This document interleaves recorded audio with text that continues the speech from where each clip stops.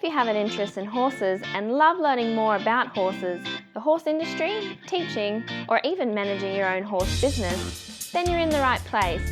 We would love you to join us on our mission, which is to improve the lives of horses around the world through the education of riders, handlers, and trainers. So get comfortable, listen in, and enjoy. Today on Horse Chats, we've got Brendan Bergin back. How are you, Brendan? Yeah, pretty good.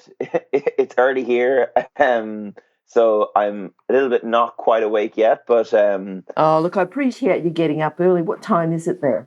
it's 6, and it was a bit of a late night last night. I was on a webinar last night, and it was one of these really interesting ones. I really wanted to sort of switch off, but I just couldn't stop watching. It was just really good.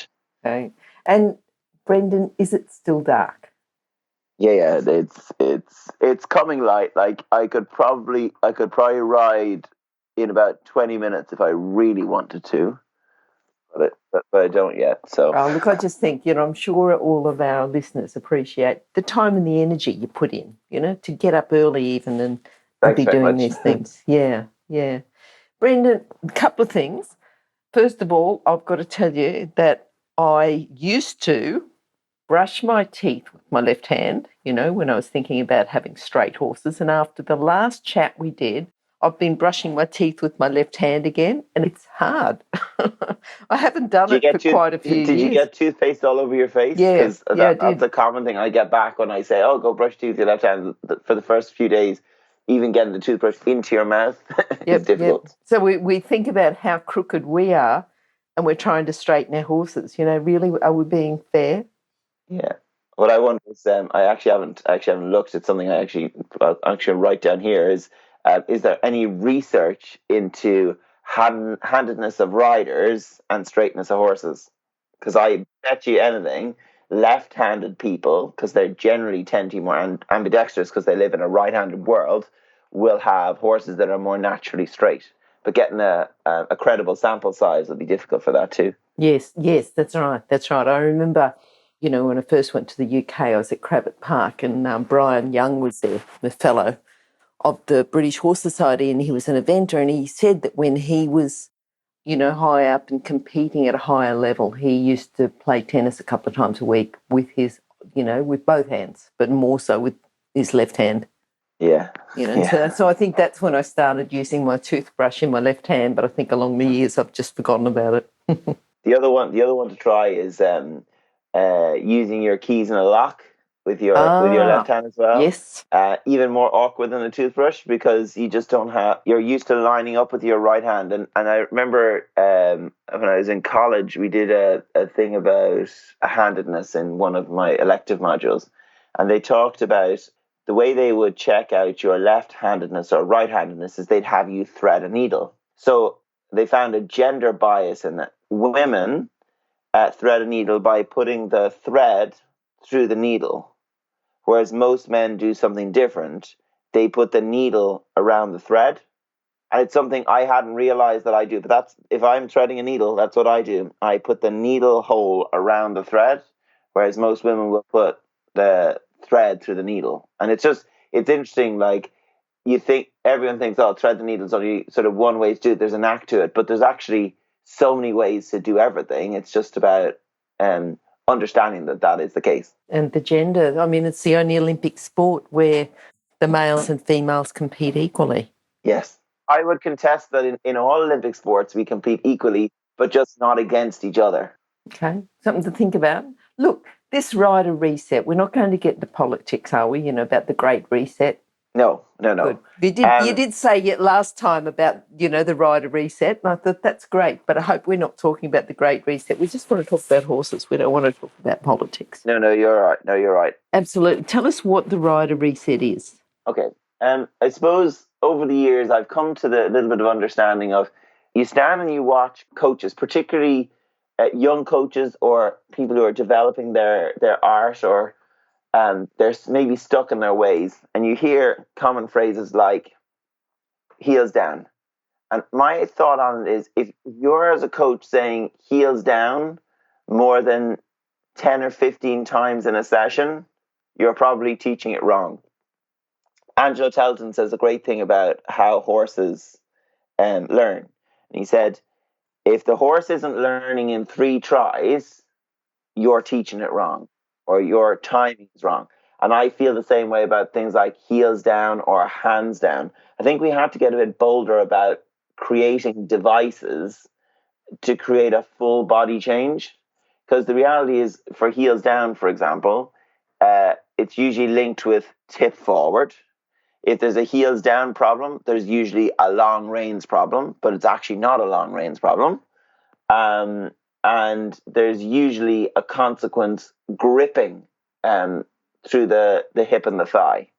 So the rider reset thought is something I suppose I sort of coined the idea myself recently. I'm sure other people have come up with it too, but it's just, I recently understood it when I was helping quite a novice client who had a few fundamental positional problems that had blocked her for years. And I taught her years ago and wasn't able to fix them. And then in 10 sessions, we established a really good fundamental position by using a set of movement pathways, which I just call the rider reset now. And, it's something that I started playing with in my own riding when I feel like, oh, I'm not sitting right, or someone says, oh, your heels aren't down, or your hands are a bit high, and I cue into this thought. So that's kind of what it is. Okay. Now, just to get started, thinking, because I always like to think that horse chats is for anyone that's got an interest with horses, but I know that some people are more interested in particular chats and particular people. So if someone's already got an established position, they think they're well balanced, is this the sort of thing, if they're already got that established postural and balance precedence, is this what we're talking about? Yeah, well, I suppose the day you come in and you go, I'm there, I've got the balance, I've got the position, is the day you should probably put down the saddle, put down the bridle, and give up. Because I did mean their position's not moving a lot, but keep going, because I totally agree with what you say. I know all about horses. I don't need lessons type thing. Yeah. So when I talk about established postural balance precedence, like, you read the books and it tells you ear, shoulder, elbow, hip, heel. You read the books and it says elbow, hand, horse's mouth. And those sort of thoughts are like the scale of training. That it's helpful in evaluating where someone's position is at, but it's generally not helpful from a coaching perspective. So I suppose I'm getting at with that is we should have balance over appearance, especially in the development stages. And I remember watching Lucinda Green did a 5-part series called, I can't remember what it's called, but it was basically cross country. And one of the things she used to say constantly was, I don't care what you look like. I don't care what you look like. I don't care what you look like. And I was very taken by that, our sport is one of those sports, particularly in everything except dressage, where it really doesn't matter what you look like as long as you get the job done. So we have to think that you've got to move away from your prejudice a little bit and look at your individual balance. So I've never seen you, Glenn, so I have no idea what sort of height, proportions your body is. But I'm 5'11", and I'm very long from my hip to my knee, and I'm very long from my hip to my rib cage. So I'm long in the back and I'm long in the thigh. So anyone who coaches me who is not like that has to let go of their prejudice. So I'm coached by 2 people. So one person is Melanie Rinn, and Melanie Rinn she's quite short, so she has to adapt what she understands by balance to me so that she can help me. And then the other one is Carol Broad, FBHS, and again, she would be a little bit more proportionality-wise, height-wise with me. But again, she has to make sure that she doesn't let her personal prejudice get in the way of helping me. Does that make sense? It does. I like the way you've explained that too. And I think there's been quite a few other instances where people might be looking at someone who's got quite big hips and small upper body, or quite big upper. Yeah, it does. It changes. It does change. And I love the way that you say, right, that's ideal for what you want, but, surely we've got to be effective and we've got to be a little bit more in tune with the horse. So to move away from it for a bit, still think, oh, well, it's okay, that's ideal if you're not quite sure where you're going. But I do understand that just as horses are built in all sorts of ways, people are built in all sorts of ways as well. Absolutely. So these, connecting the body to these logical patterns, I suppose. Tell us a bit more about that. Okay. What I mean by that is that to look at the likes of the heel or the hands independently is not that helpful. So I try and think of, if you want someone's heels to go down, for example, generally speaking, their upper body has to go back. And the other thing is too, if you keep saying heels down, often the leg can be pushed forward, with the lower leg too far forward, that they are almost sitting back. And then I suppose if they're leaning forward again, it's taking the whole body into consideration. Yeah. Keep going. Yeah. So take the heels down. When you're trying to initially give the feeling of heels down, what I get people to do is I get them to hook into the neck strap. So everyone who rides at me has to have a neck strap. It's non-negotiable, because it's one of those tools it's just so useful. So what I do with everyone, and I don't care if you're eventing 3-star or whether you're learning your up down as a beginner, if you hook your 2 fingers, I call them the bunny ear fingers, so fingers 1 and 2, they should sit in beside the neck strap so that you can literally flick your fingers and catch the neck strap. And when I see people getting their hands high, I'll just say hook the neck strap, or we'll get onto the full reset in a minute, but hook your fingers into your neck strap, because it means then when you lift your hands, you meet the resistance of the neck strap and it tells you hands lie down, behave yourself. In the same way as when you want to get your heel down, if you lean your body onto the neck strap, your heel will push down. It'll also push forward, and we're not necessarily looking for that, but when you come from an eventing perspective, having your leg too far forward is far preferable to having your leg too far back. Especially if the horse knocks the jump or something, just touches the jump, yeah. Yeah, like if they catch a front leg on a solid and your legs are forward, you might stay there, whereas if you're sort of half pitched out the front, you're gonzo. And I suppose it's one of the things that I see a lot in riding schools when riders are learning to balance and coaches are learning to balance them. Many coaches bring the leg far too far back so the rider feels over their leg. Whereas if they just hook them into a neck strap, then that deficiency in balance doesn't have to be fixed by putting the leg too far back, which is, I suppose that's one of the things that I sort of fundamentally believe is the lower leg actually should be slightly forward, especially in the early stages, and we give the support from the neck strap instead, and that way we can actually help the rider develop a lower leg, rather than what happens a lot is that, in my experience, is that they're taught to bring their leg back, which makes them feel more balanced. Then they start pitching off all over the place.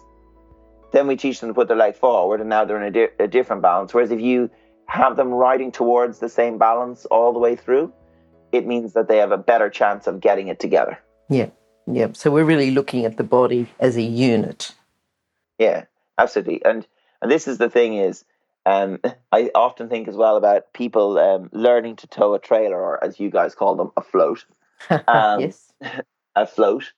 And if you treat it as vehicle and float or vehicle and trailer, you'll never be able to reverse it. Whereas if you look at it as a full unit, that's when the reversing becomes easy. You have to think of the float's back wheels as the car's back wheels. If you're trying to back into a parking space, you don't really think about the front wheels. You think about where the back wheels are first, and then you think about where the front wheels are. So it's the same with the body. You have to think of, if someone's body goes forward, their leg goes back. Okay, that's the physics of it. Body forward, leg back, body back, leg forward. Hands forward, bum back. They all link together, and we have to keep thinking about the whole unit and how that moves. And that moves us on to programming the movement patterns, which is the big thing. Is I suppose my brain is getting a bit convoluted here as I try and organize my thoughts. Tell us a little bit more about the programming movement patterns. Okay, so when I think of movement patterns, the first thing is the foundations of the house have to be right. And that's where most coaches come from, is foundations of house have to be right, foot level has to be right.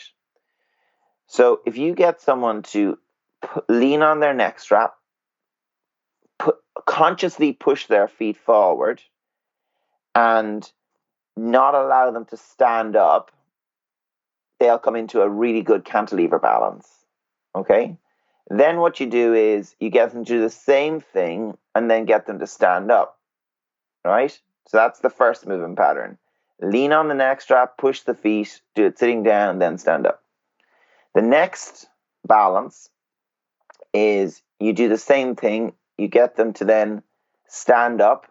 And then as they stand up, you ask them to push down onto the neck strap. So the neck strap is like a bicycle handlebar. You're pushing down on it. And what will happen next is they'll fall down. So then you've got to teach them how to, it's not actually you teaching them. They have to figure it out, how to stand up and push down. Okay? And this is the first stage to becoming independent of the rein. And lots of coaches will say things when they're trying to disparage a rider and whatever. You're dependent on the rein. And then there's a full stop. This is how you become independent of the rein. Okay? Once the rider can then address those two states of balance, then you can start to develop this into a pathway. So what you start doing is you then have three different sorts of resets. You have the hook in and pull, and the hook in and push falls into that as well. You've got the hook in and don't pull, and then you got the finger touch. So that's the way I think of it. I have sort of three. There's the hooking in where you're actively going to do a process.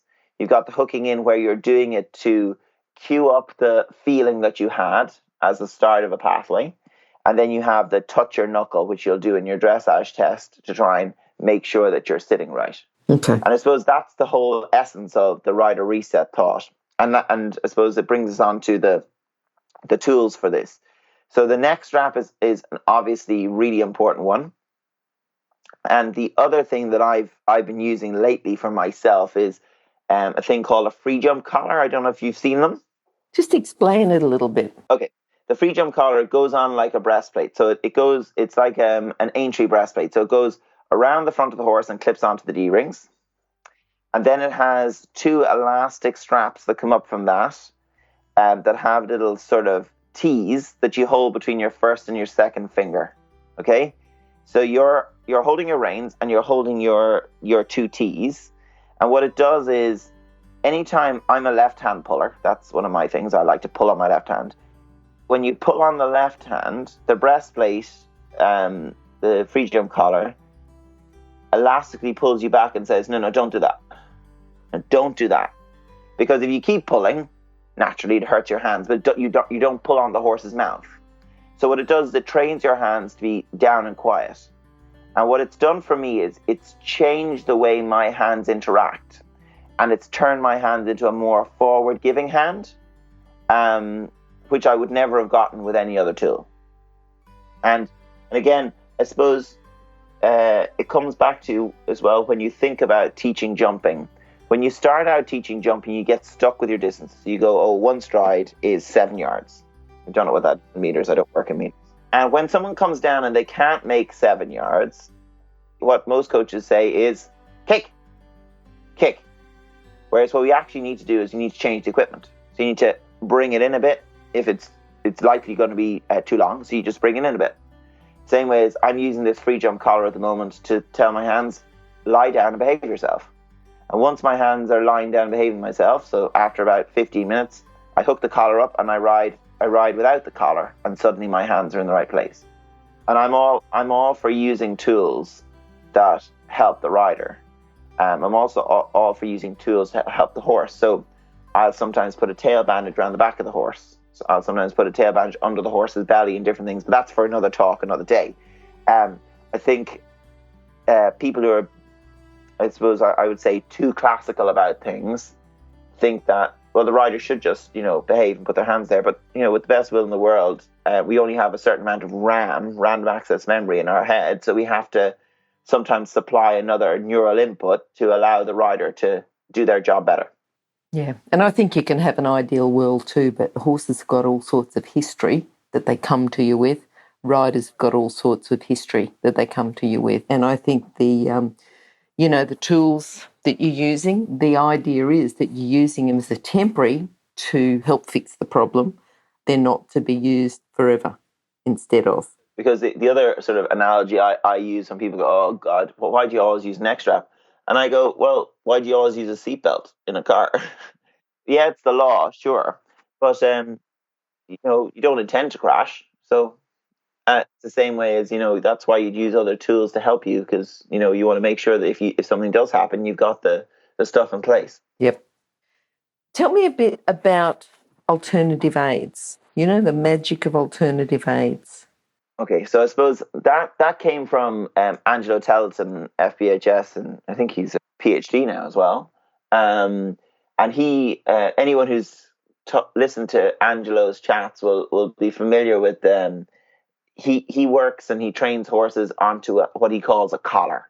And a collar is essentially a special kind of neck strap that he uses. It's not that special. It's just his collars they have sort of wire on the inside. He gave me one when I met him one day. He said, here, take this and play with it. So I have that. And it has sort of wire in it so that it's stiff so you can move it. But he trains all his horses that when he leans on the neck strap, they slow down. And it's something that he can fully control, and he'll go jump 1.20 meters round in just the collar. Yep. And jump it well too. Not just jump it, but jump it well. Yeah. Really well. And thing is, when you're using the collar, he doesn't have a choice. He has to jump it well because he has to have the horse set up and fully tuned in, and the classical conditioning has to be so well installed, which I'll get onto in a minute. But when I talk about an alternative aids, what I mean is that if you start using like neck straps, collars, that sort of thing, and you train your horse to slow down using a collar, a few things happen. First of all, it means that you have to use your body to get the response, and that leads on to classical conditioning, which we'll talk about in a minute. It sets your position up, and it also sets your body so the horse can map over body tall, slow down. That's one of the alternative aids. And for those of you who aren't familiar with classical conditioning, sorry, we've got to mix these two together. It won't make sense. Classical conditioning is a non-associative learning. So, for example, if you go to the wild feral horses in the middle of Australia or wherever they are, and you shake a bucket and they've never seen a bucket, they don't automatically know about buckets. So I recently got a yearling that has come to us to have some foundation training, and literally was herded onto the trailer and herded off the trailer. So he didn't know about buckets. So we had to, touch train him first and then teach him that we have food, so we're worth talking to. And now he associates bucket food, and it's only taken about 2 or 3 days. So what I suppose I'm saying is classical conditioning and the idea of reset and pathways in the rider work through rider into horse. So as you train the rider to lean on their neck strap, adjust their balance, then it starts to become a lean on the neck strap, slow down. And then by putting pressure on the neck strap, you actually encourage the horse to tuck their sternum up and stretch their neck. So as you're coming down to the likes of a bank, a ditch, water, where the horse needs to look down and you need to slow down, you've got the neck strap there. You can slip the rein and lean on the neck strap. So you're still bringing the horse together onto a coffin canter or a drop canter, whatever way you want to call it, into second or third gear. You're still asking them to slow down, but you're giving them the room in the eye department to look down. And I suppose that's the magic of linking alternative aids together. And you watch any of the top riders, and when the rule came in England, I think it's FEI as well, that neck straps had to be attached. Riders like William Fox Pitt were absolutely up in arms because he needs his neck strap. He uses it all the time, especially with his young horses. Now, he found a workaround in that his neck strap is now tied on with a hunting breastplate strap onto his D-ring, so he still has his neck strap. And it's the kind of thing that we should never be too proud to use equipment to help the horse, no matter how brilliant we think we are. We've talked about classical conditioning. I think you've sort of explained that. Now, we're talking about across disciplines because we are talking about jumping and obviously dressage. Is this going to work across other disciplines? Absolutely, definitely. And I suppose one of the issues is that I'm very in my brain I'm very jump involved, and that's because I was told by a trainer one time. Remember, the jump is the thing that can bite you, and I went, oh, right, yeah, okay, fair enough. And it's something that's all stuck with me. So I put a lot of effort into, even when I'm riding dressage, into thinking jumping. And I suppose when you come from an eventer mentality, eventing isn't dressage, show jumping, and cross country. It's when you're doing your dressage and you're coming up your center line. If you're an eventer, you should be thinking it's a skinny. I'm coming down and I'm jumping through the flags of skinny to skinny. So you got to, if you think of their skinny being at G, X, and D, your center line will be all so much better. In the same way as when you're doing your show jumping, you should be picking up a color on a fence and going, this is the one I'm looking for. And equally, when you're jumping your show jumping around, you should be in your canter that you would be using for dressage, which should be a 1.10 show jumping canter. If it isn't, it's not a real working canter, it's a joke. So building this reset in across disciplines is very helpful. So I find when I do dressage, particularly with young horses, I do a huge amount of neck strap. I'm going to call it neck strap leaning because I kind of want you all to have a picture of that. It's leaning on the neck strap, not pulling on the neck strap. It comes from your body. And it means then when I start to train them a more refined aid, they're linked very strongly with that operant pressure and release on the neck strap, which will slow them down. And they start to associate that over to as I sit more upright. And then that links into the jumping. And you sit more upright, you're trying to bring them together. You watch people going cross country as they come down to a coffin, their body comes back and the horse comes back to them. So that's how it all links, it all links together. And it sounds like I'm just there going, the neck strap is the magic wand. It's not, but it's the best way to explain how to link it across. And it's the gearbox of the rider reset. But the rider's got to have responsibilities as well, haven't they? What sort of responsibilities the rider's got? Yeah, well, I'm sure anyone who's heard any of my chats before is sick of hearing about rider responsibilities. But well, we need again. to know, just in case this is the first chat, and also because it's important. We need to go over it again because it's important to reinforce it. Okay, so I have my 4 rider responsibilities, and so far, touch wood, I haven't found a problem that can't be overcome by addressing one of these. So your first one is to look and plan, or as we say to the kids, point your big fat head where you want to go. So you have to have a plan and you've got to point your head where that's going. Secondly is speed. You have to be going at the right speed for the right job. So like I said about the canter, if it's a working canter, you should be able to feel you can jump 1.10 on a horse that's 14.2 or above. Number 3 is direction, and that's the horse's eye line. The horse's eyes have to look where they're going, and especially when you're going cross country. I was watching a horrendous video. I was on a webinar with Caroline Moore, FBHS, and she's the team coach of the British junior event team. I think that's the right title. And she was doing a webinar where she was showing us videos of different riders riding cross country. So it was taken in competition. So we were looking at 2-star and 3-star. And it was so interesting. There was one rider who did the most horrendous thing. Obviously, they had a horse that was very strong. So what they did was they pulled the horse's eye. They were coming into, it was rail, ditch, rail. That's what the complex they were coming in. I think it was at Blair. And what they did was they pulled the horse's eye off the first rail. they looked at the rail and saw their shot. Then they turned the horse's eyes back and kicked for the stride. And you can see in your mind's eye what happened. The horse didn't have time to read it, and the horse rotationally turned over, and the hind leg narrowly missed the rider's head, like literally by inches. And it was purely down to the rider did not allow the horse to see the direction. And particularly cross country, the fences don't fall down. Well, if they're flangeable pins, they'd fall down, whatever. But there's a huge amount of force required to twist and flangeable pin and make it snap open.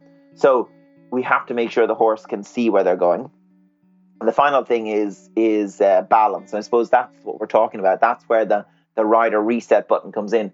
And the other thing to say about the rider reset, that how it links in, is what I say to my riders, since I've started using the term reset, and the kids love it because you just shout reset at them, and they and then you have strong reset, light reset, touch reset. I get them to, every time they pass a letter, they do a reset.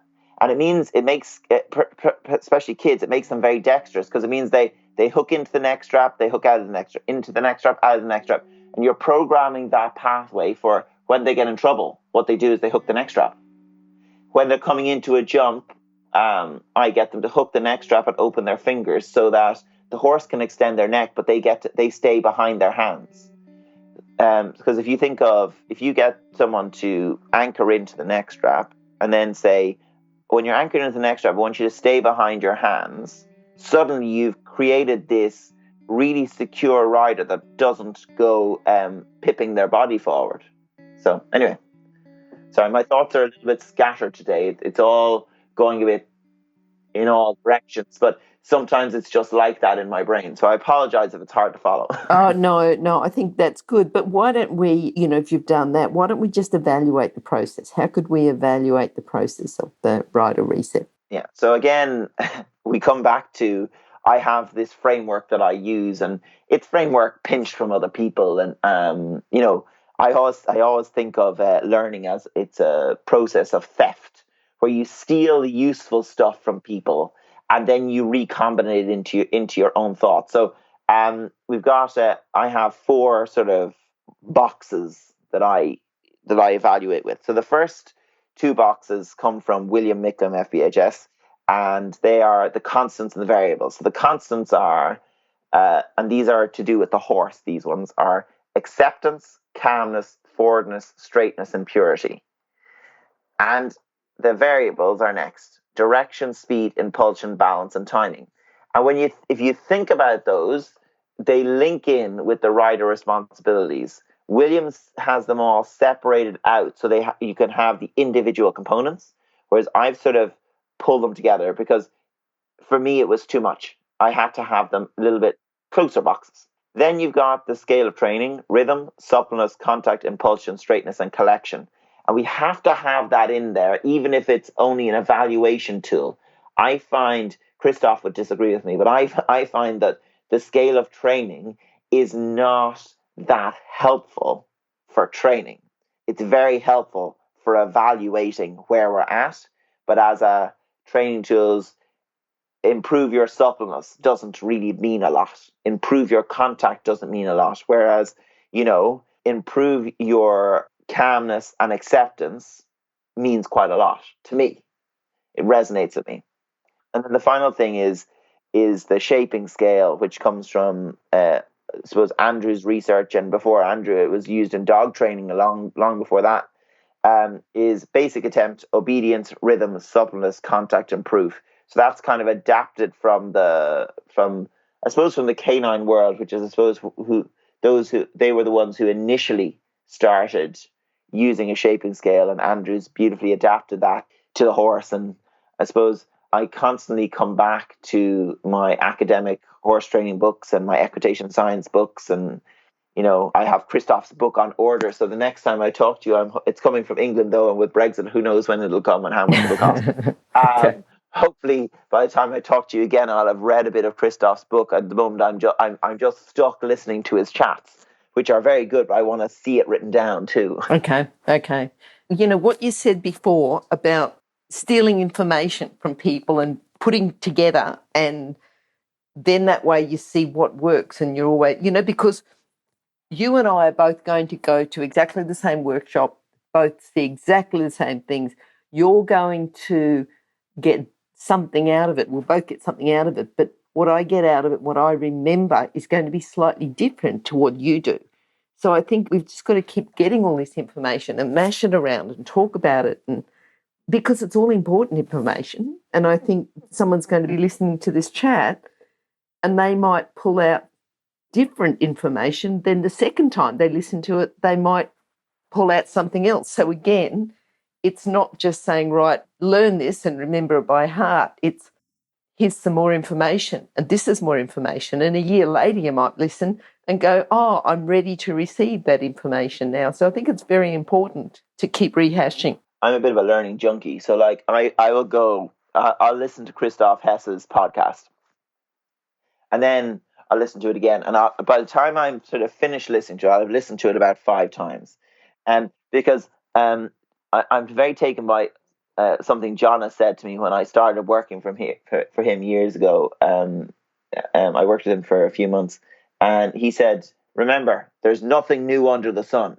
It's all just ideas, reimagined, reevaluated, and looked at from a different way. And I suppose at the time I thought, geez, aren't you an ignorant shite, saying that. But I've sort of come to realize that, there's nothing really new. It's all stuff that's been done by the brilliant people all along. It's just we've gotten better about understanding it ourselves.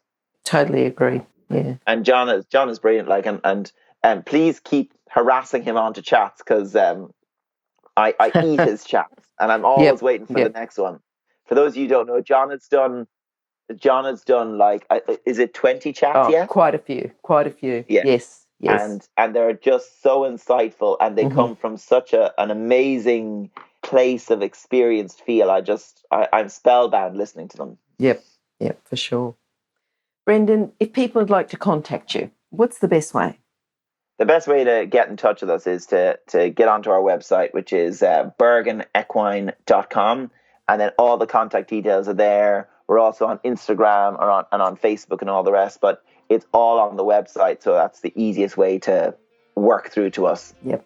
And if you missed that, just go to horsechats.com. You can search for Brendan, it's Brendan, and also Bergin, Bergin, and you'll find Brendan's contact details at the bottom of his chats as well. Great information as always, Brendan. Great to talk to you, and chat to you again soon. Thanks, Glenys. Bye for now. Thanks, Brendan. Bye-bye. If you've enjoyed this chat, then please comment, rate and subscribe. If you'd like any changes or recommendations for guests, then please contact us through horsechats.com. And while you're online, have a look at the government-accredited courses at internationalhorsecollege.com. Registered Training Organisation 31352. Remember that our comments and instructions are general in nature and do not take into consideration your individual horses or your individual ability and circumstances. If you enjoyed this podcast, then please leave your comment below.